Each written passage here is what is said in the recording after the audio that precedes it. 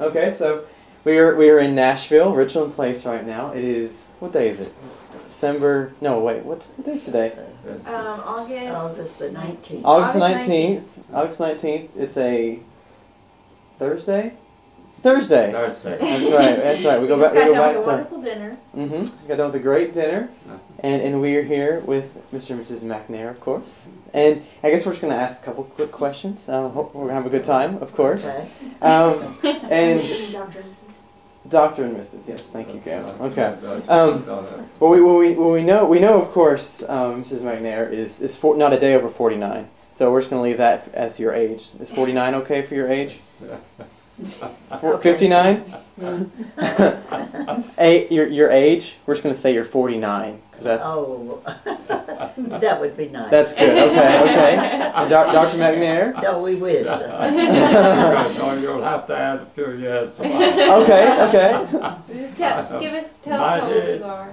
92. 92. Wonderful. And when were you two married? What year?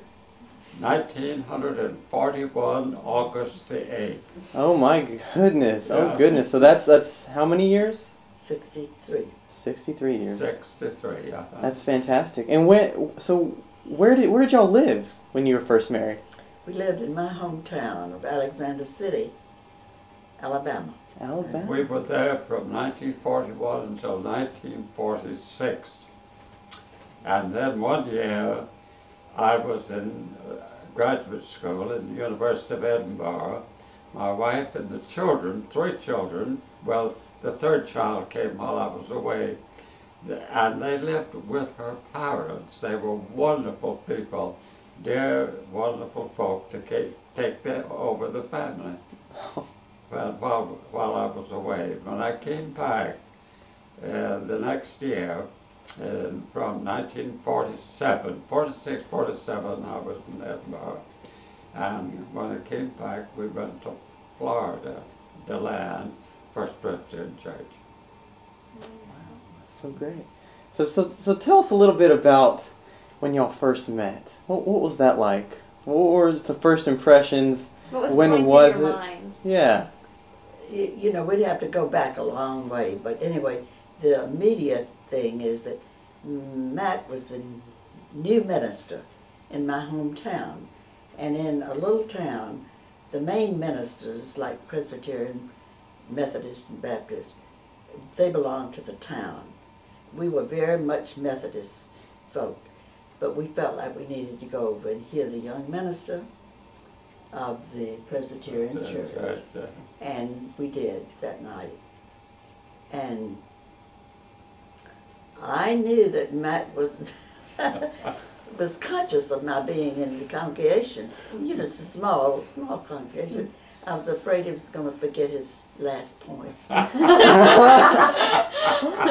anyway, he made it a point to get to the door as we were coming out and get our names. And so when we got home, my parents says, you know, we like that young minister. And I said, well, I did too. I started to tell him my name was Elizabeth Ford, phone 2404. And about that time, the phone rang. Sounds about right. Yeah, when I got back to the place where I was staying, I found out her name, where she lived, and so forth, and I looked up the telephone number and got a date for the next night. That was Monday night after the Sunday worship. Wow, sneaky. But it was 2 years later before we married. 2 years? That's about the same as us. Pretty close. That's a wonderful story. So and then you were married, and then marriage began. And what has been your favorite thing about marriage, about being married? Oh, well, I think being together. You know, that has to be the favorite thing. Yes, that's right. Yeah, For all these years.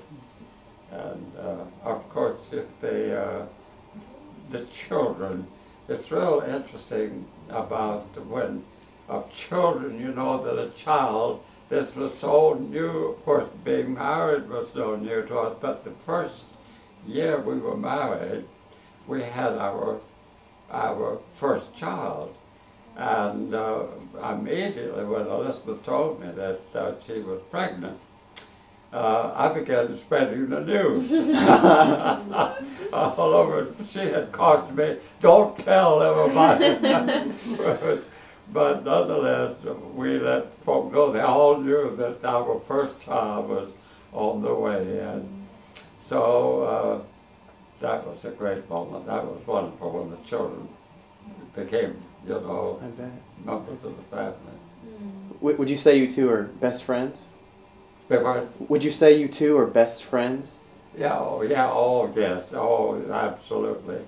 Yes. Yeah, that's right. Actually, as often as I say to Elizabeth, you know, I say, I'm just so absolutely so dependent on you being that, you know, close to me that everything is shared. Well, that's mutual. Yeah. That's great. How about your first trip together? What was your first time you two set out? I guess I know y'all went on a honeymoon, but I guess talk a little about that and maybe a trip afterwards that you remember. Okay. After that, well, every August we went somewhere. That was traditionally the minister's vacation month, and most of the time we went to be with family. Now I really can't remember those, but mainly we did our traveling in August. Yeah. That was vacation time. The place that the children, before we bought a home or bought the little cabin up in North Carolina, we'd go to Myrtle Beach, South Carolina, and the children loved being on the beach. And I had a sister who had a hotel on the Strand, and we'd spend about a week, wouldn't we? We'd spend about a week of that vacation time at Myrtle Beach. That was really a great time for us. I bet. My sister would give us a room. All of us would stay in one room in the hotel. How we got that, but we did. That's right. And had just a wonderful time. That's great. That's great. Okay. I guess now just like a couple of quick questions, just more about you two individually. Your favorite novel? What's your favorite novel, or book, or? Oh, that would be hard. I bet it would be hard. That would be hard for me to say because I have so many. Okay, author? Maybe author? Let me see who I'm trying. Oh, I don't know. You know, I like the novelists around Thomas Wolfe's time, and Scott Fitzgerald, and Steinbeck. I like the ones of that era. Yeah. Hemingway. They're all the same contemporaries. Of course, my favorite books are biographies of presidents or people who are folk that are tremendously interesting. And I wish I could just begin to remember one of the. Of course, you know, one of the greatest characters, and I'm trying to remember, but Washington and the Revolutionary War was so interesting, and he was so tremendous. And who was the author of George Washington? But then all of our presidents, I think my favorite reading has been like Truman, and these are recent. Recent, and also Roosevelt. Teddy Roosevelt was a tremendous. The characters of these folk are just so interesting, and but history was my favorite in college, and it was my major, and I just love to read anything that has to do with history. But I love poetry, and my favorite poets were the English romantic poets like Keats and Shelley, Byron. Favorite kind of music? Music? Oh yeah. Favorite music. kind of music? Oh well, I love music, but as far as naming music and all, because I do church music. Of course, religious music is my favorite. And I'm not, I wish I loved country music, but I'm not, you know, I'm not that enthralled with country music. That's an unpatriotic thing to say. Well, I know, but it's so true. I love good music. I just, you know, it touches me very deeply. But that's... And I think you always look back to the popular music when you were young, you know, in your late teens, 20s, the favorite. How about your favorite foods? Let's see.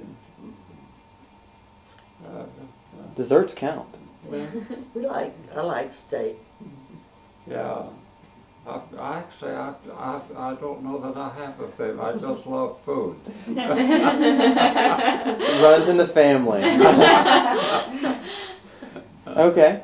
Now moving on to this girl, Joanne. What memories do you remember of Joanne when she was a kid? Yeah. What are your favorite Joanne memories, or stories for that matter? Well, I remember that from the beginning, Joanne was a very independent little girl. Yeah. She didn't always, you know, follow the schedule. And Yeah, I remember in Florida, in Gainesville, we would stop by, but this was right after she was born, so we got to know Joanne at the almost like the very time she was born. She wasn't a few months old, I think. And then they moved to Florida so very soon after they came into this world. And we visited there, and I remember Joanne just making a fuss like everything.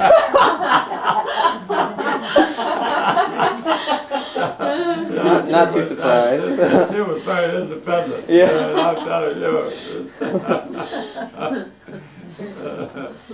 Okay, well, I'm going to flip this on Kit, and I want you guys to tell us what your first impression was of Kit, or what when you first thought when you met him. What first went through your mind when you met Kit? Do you remember? we didn't see anything wrong with him. Story of my life. No, you know how grandparents are.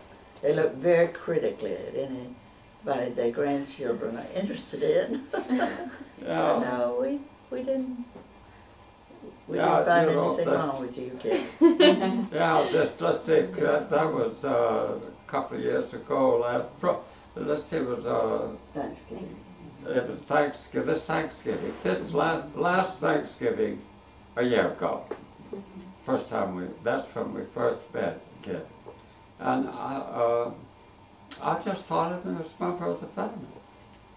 I mean, he was at home with us immediately. It was like of course, you know, being a minister, anyone who comes in and it's all, you know, they feel good being with you. And I felt that he was also, like everyone else, a part of, just like if I were in the church is a family. There is a family a little closer together than the church. I felt he belonged to the latter. He was a little closer. I really did. I felt we went down, played together, and had just a wonderful time. That's how I felt about the kid. I think I remember you beating me in pool pretty badly. You beat me in pool or billiards? Yeah.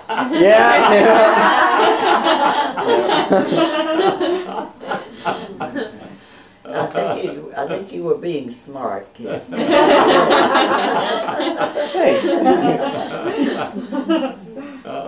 Okay, I guess we'll kind of we'll finish off on a final question. What do you think is the key, I guess, for Joanne and I, a key for a successful marriage? I know there's not just one thing. I think one of the most important things is having the same sense of values, because I think you're doomed if you don't. But if you honor and respect the same things, that's very basic. Yet, you know, in our being a minister, and also in observing so many people in their relationships and in families, the word love has such significance in its context and depth and height and everything else about that word, and it's so casually used. But it just includes more than two people. It includes our whole way of life.